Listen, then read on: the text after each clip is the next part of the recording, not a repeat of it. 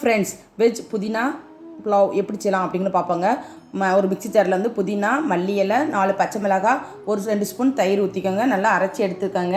இந்த பார்த்திங்கன்னா நல்லா அரைச்சிக்கலாம். நான் தண்ணி ஊற்றலாம், தயிர்லேயே நல்லா கொஞ்சம் நல்லா அரைஞ்சிடுச்சு. நான் குக்கரில் தாங்க செஞ்சேன்.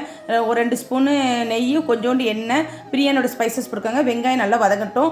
ஒரு ஸ்பூனு இஞ்சி பூண்டு பேஸ்ட்டு, பச்சை வடை போனப்பறம் தக்காளி பழம் வதங்கணும் தேவையில்லை. நான் கேரட்டு உருளைக்கிழங்கு போட்டிருந்தேங்க. அதையும் நல்லா வெட்டியிருந்தேன். நல்லா வதங்கட்டும். அதுக்கு நம்ம அரைச்சி வச்சிருந்தோம், அந்த விழுதையும் போட்டுக்கோங்க. நான் பட்டாணி ஊற வச்சுருந்தேன், அதையும் போட்டுக்கோங்க. உங்களுக்கு வேறு காய்கறி போடனாலும் போட்டுக்கோங்க. கொஞ்சம் சால்ட் போட்டுக்கோங்க. இவ்வளோ தாங்க. நல்லா வதக்கி விட்டுட்டு நம்ம அரிசி ஊற வச்சிருந்தோம்ல, 1 கப்புக்கு 2 கப்பு தண்ணி ஊற்றிக்கோங்க. ஊற்றிட்டு இந்த பார்த்திங்களா ஒரு கிளறிட்டு நான் கொதி வந்தப்புறம் குக்கரை மூடிட்டேங்க. நான் ஒரு விசில் தான் விட்டேன். எனக்கு அதுவே கரெக்டாக இருந்தது. நமக்கு குழந்தைங்களுக்கு காலைல ரெடி பண்ணுறதுக்கு ரொம்ப ஈஸியாக இருக்குங்க.